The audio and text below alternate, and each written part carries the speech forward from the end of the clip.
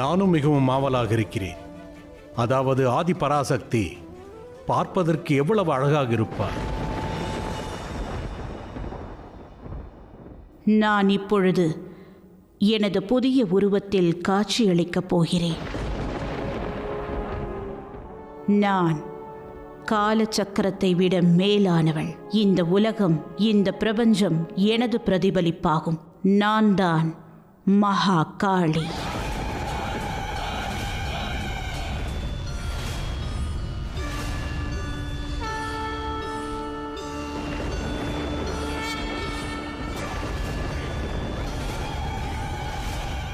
இல்லை,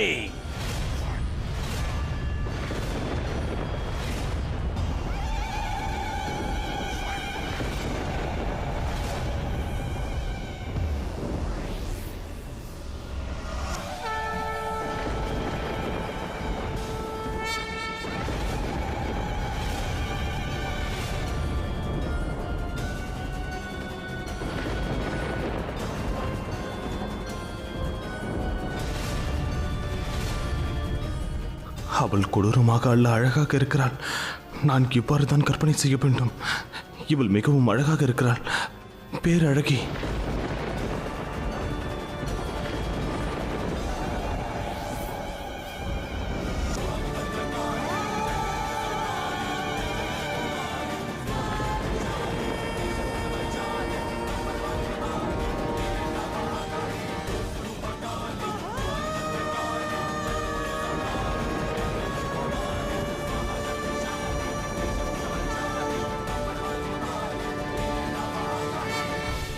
உனக்கு என் மீது பயம் இல்லையா? இல்லை, நான் இப்போது பார்வதியின் மேல் கொண்ட அன்பையே உணர்கிறேன். அன்பு, அது மட்டும்தான்.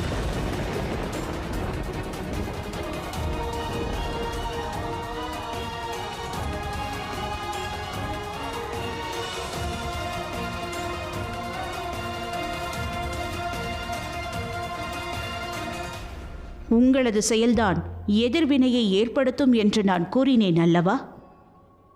3 உருவத்தில் உங்களுக்கு மனைவியாக, உங்களுக்கு துணையாக நான் இருப்பேன். உண்மையிலிருந்து முகத்தை திருப்பிக் கொண்டாய். ஆகையால் அறிவிற்கான தேவி உன்னுடன் இருப்பாள். உலகை உருவாக்குபவன் நீ. ஆகையால் அறிவு உனக்கு நிச்சயம் தேவைப்படும். நான் அறிவுக்கான தேவியாக உன்னுடன் துணை நிற்பேன். எனது அந்த உருவம் கல்வி. அவளை அனைவரும் சரஸ்வதி என்ற பெயரால் அறிவார்கள்.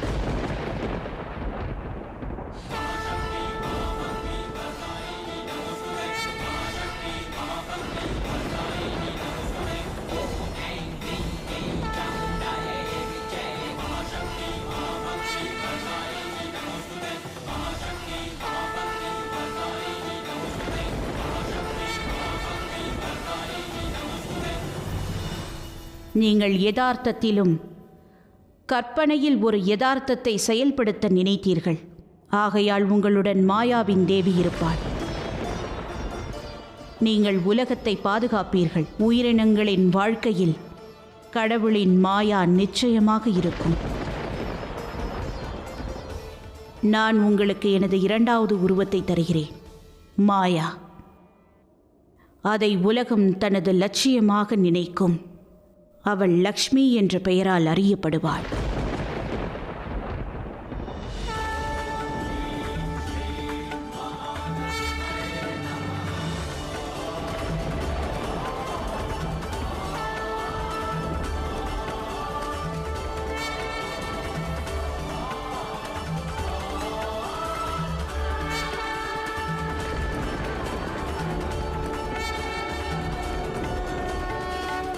நீங்கள் ஆதி பராசக்தியின் பரமசக்தியின் உருவத்தில் பாசம் வைத்தீர்கள். ஆகையால் என்னால் உங்களுக்கு உருவம் தர முடியாது.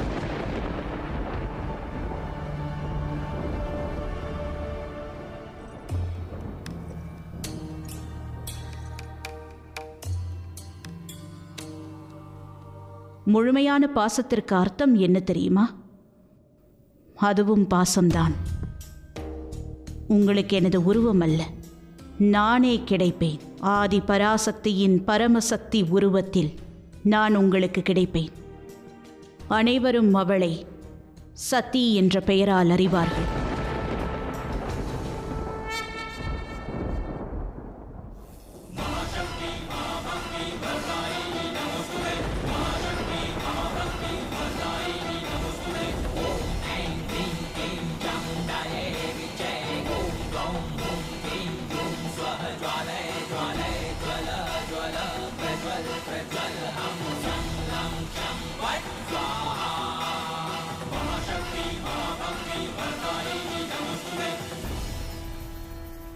நீ மீண்டும் வருவாய் எனக் கூறினாய். ஆனால் இது நீ அல்ல.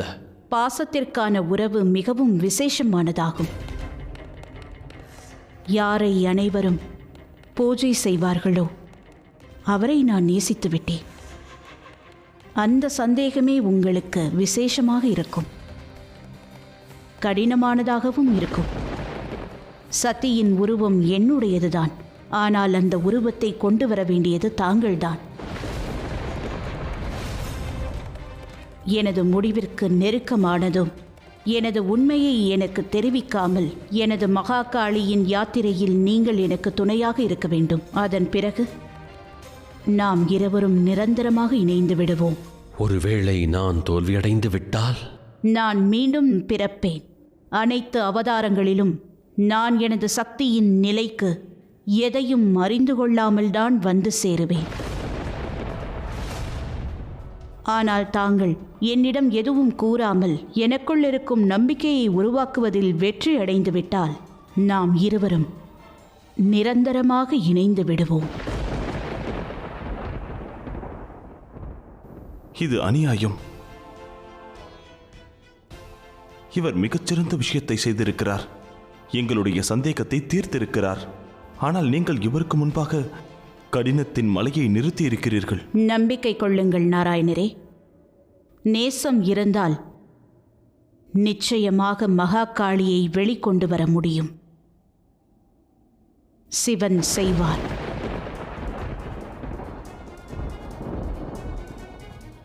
நான் யார் என்பதை உணர்த்துவேன் என்று எனக்கு வாக்களியுங்கள்.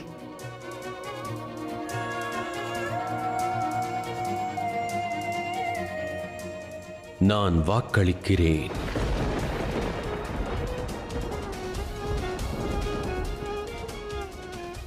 மீண்டும் நான் யார் என்பதை உணர்த்தினால்தான் நாம் இருவரும் நிரந்தரமாக இணைய முடியும்.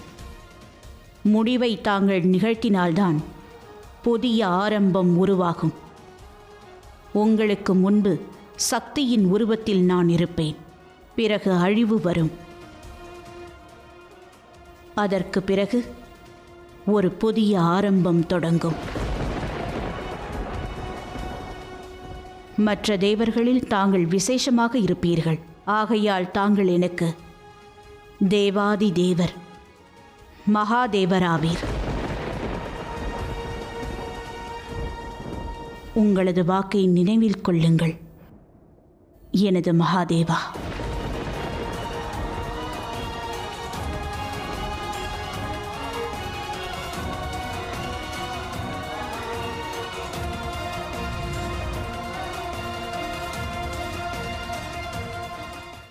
நீ கண்ட கனவில் நான் ஆனந்த தாண்டவம் புரிந்தது எதற்காக என்பதை நீ உணர்கிறாயா? உன்னை பொறுத்தவரை அது நீ கண்ட கனவாகும். ஆனால் எனக்கு அது ஒரு மிகப்பெரிய கடைசி வாய்ப்பாக அமைந்தது. நான் என்னுடைய சக்தியை இதுவரை 107 முறை இழந்திருக்கிறேன் மகாகாளி. உன்னை வந்தடைவதற்காக எனக்கு இது ஒரு கடைசி வாய்ப்பாக அமைந்தது. ஆனால் இம்முறை நீ உன்னுடைய அடையாளத்தை இழக்கவில்லை. ஏனென்றால் இந்த உலகத்திற்கு நீ இந்த விஷயத்தை அறிய வைக்க வேண்டும் என்று எண்ணினாய். முடிவுதான் ஆரம்பம் என்பதை நீ உணர்ந்து விட்டாய்.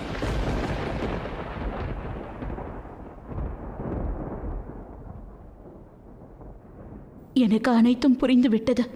என் அடையாளத்தை நான் தெரிந்து கொண்டேன். ஆனால் அனைத்தையும் தான் இழந்து விட்டேனே. நீ எதையும் இழக்கவில்லை மகாகாளி. அனைத்தையும் உருவாக்கியவள் நீதான். மீண்டும் அனைத்தையும் உன்னால் உருவாக்க இயலும் என்பதில் நம்பிக்கை கொள்.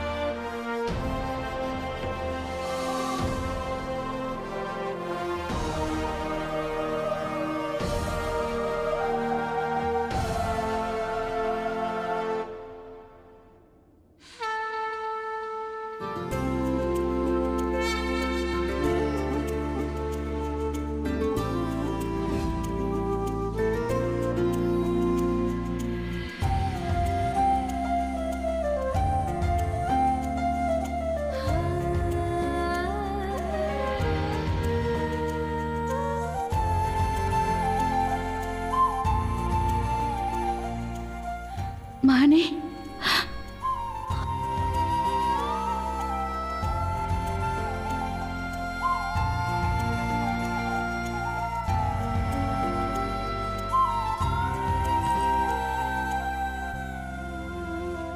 ஆனால் தாயே, இவை அனைத்தும் எதற்காக நடந்தது? இந்த சம்பவங்கள் அனைத்தும் உலகத்தில் இருக்கும் அனைத்து பெண்களுக்கும் ஒரு உதாரணமாகும் விநாயகா. நம் குடும்பம், நமது சமுதாயம் சில நேரங்களில் அவர்களுக்கே தெரியாமல் பெண்கள் சேவை செய்வதற்காக மட்டும்தான் பிறந்திருக்கிறார்கள் என்று நினைத்து கொள்வார்கள். ஒரு தாயாக, ஒரு மனைவியாக, ஒரு சகோதரியாக. ஆனால் பெண்கள் எப்பொழுதும் ஒரு விஷயத்தை நினைவில் கொள்ள வேண்டும். ஒரு தாயாக, மனைவியாக, சகோதரியாவதற்கு முன்பு அவள் ஒரு உயிரை உருவாக்குபவளாவாள். அது அனைத்து பந்தங்களையும் விட மேலானதாகும். இதை நாம் முழுமையாக உணராமல் இருந்தால், தனது சக்தியை புரிந்து கொள்ளாமல் இருந்தால், நிச்சயமாக இந்த உலகத்திற்கு அழிவு ஏற்படும். இப்பொழுது நாங்கள் என்ன செய்ய வேண்டும்? நானும் என் வாழ்க்கையில் பல விஷயங்களை செய்ய விரும்புகிறேன். ஆனால் அதற்கு எப்பொழுதாவது கணவனின் உதவி தேவைப்படும் அல்லவா? தேவசேனா, பெண்களுக்கு எப்பொழுதேனும் சங்கடம் ஏற்பட்டால் அவள் எப்பொழுதும் கணவனிடம் எதற்கு செல்கிறாள்? சங்கடம் வரும் வேளையில் ஸ்திரீயானவள் எதற்காக பதியை நாட வேண்டும்? அவள் தன்னைத்தானே பாதுகாக்க இயலாதா? நடக்கும் இந்த யுத்தத்திற்கான முடிவை நீதான் தேட வேண்டும் கௌரி. உனக்கு யாருடைய உதவியும் தேவைப்படாது. ஆனால் ஒன்று, வாழ்க்கையில் உனக்கு ஆலோசனை ஏதேனும் தேவைப்பட்டால் அதில் ஒன்றும் பிரச்சனை இல்லை. ஆனால் உனக்குள் இருக்கும் அனைத்து சந்தேகங்களையும் நீ விட்டொழிக்க வேண்டும்.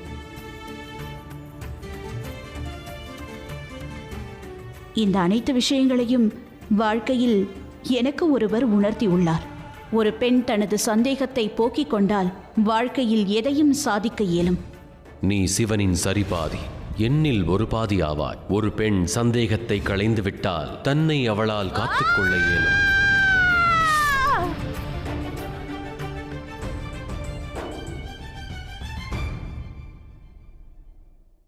தாயே,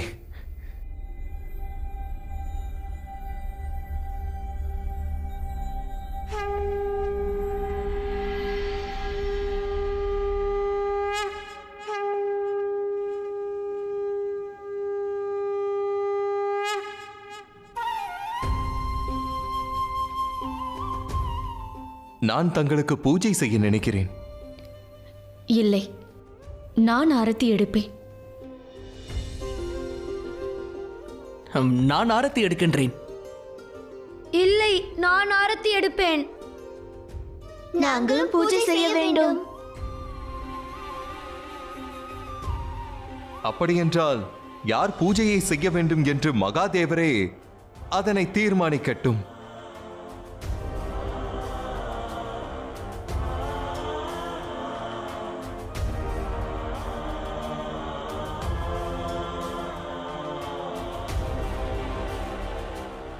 இப்பொழுது கௌரிக்கு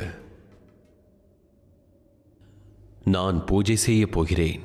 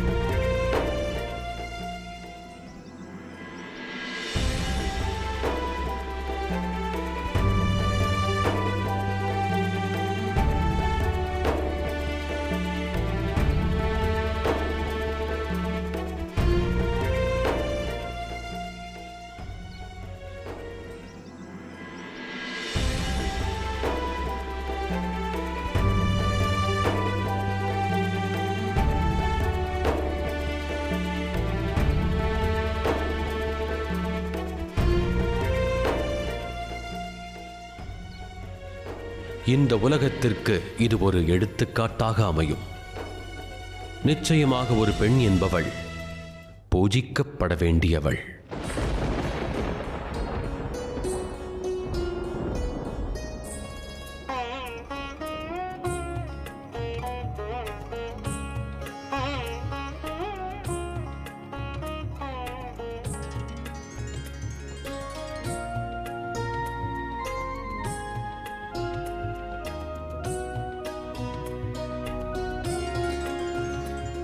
மகாதேவா, நான் நிச்சயமாக வெற்றியடைவேன் என்ற நம்பிக்கை உங்களுக்கு இருந்ததா? இல்லை. என்ன? அப்படியென்றால் என் மீது உங்களுக்கு நம்பிக்கை இல்லையா? நான் அவ்வாறு கூறவில்லையே. நான் தோல்வியுற மாட்டேன் என்ற நம்பிக்கை கொண்டேன் அல்லவா? நான் அளித்த வாக்கை போன்றே வெற்றி அடைவேன் என்பதை அறிவேன். எதற்காக தாங்கள் காத்திருந்தீர்கள்? இதை என்னிடம் தெளிவாக கூறியிருக்கலாம் அல்லவா? தெளிவாக கூறுவதில் அனைத்தும் சாத்தியமாக அமைந்தால் அத்தனை ரூபத்தில் நாராயணர் உருவாகி இருக்க மாட்டார். வாழ்வில் அனைத்து விஷயங்களையும் கேட்டு அல்ல, அனுபவ பாடம் மூலமே அறிந்து கொண்டாக வேண்டும். இதுவே உண்மையாகும் கௌரி. அறிந்ததை மறந்து விடுவோம், ஆனால் கண்டதை மறக்க இயலாதல்லவா?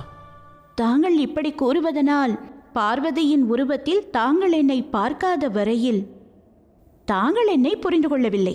மனைவி தன் வாழ்வில் இருக்கும்போது கூட கணவனால் அவளை புரிந்து கொள்ள இயலாது கௌரி. இதுவே இயற்கையாகும். மகாதேவா,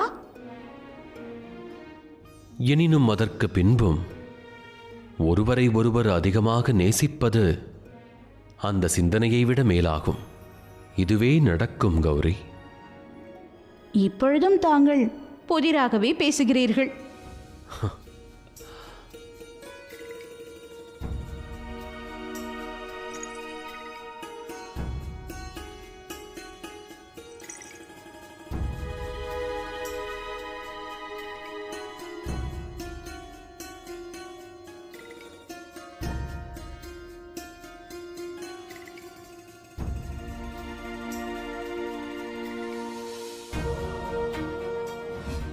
வில்வமா, இதன் மூலம் மகாதேவர் எனக்கு என்ன வெளிப்படுத்த நினைக்கிறார்?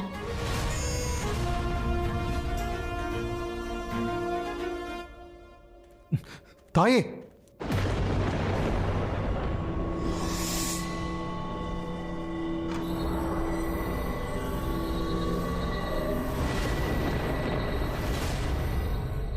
ஒரு முக்கிய செய்தி. அந்த தாலி அரக்கன் தாக்க ஆரம்பித்து விட்டான். அவன் தற்பொழுது புது யுகத்திற்கு தான் அதிபதி என கூறிக்கொண்டிருக்கிறான். பல முனிவர்களின் மனைவிகளை கடத்திச் சென்றுள்ளான் தாயே. இப்பொழுது அவன் தங்களுக்கும் மற்ற தேவியருக்கும் சவால் விடுத்திருக்கிறான்.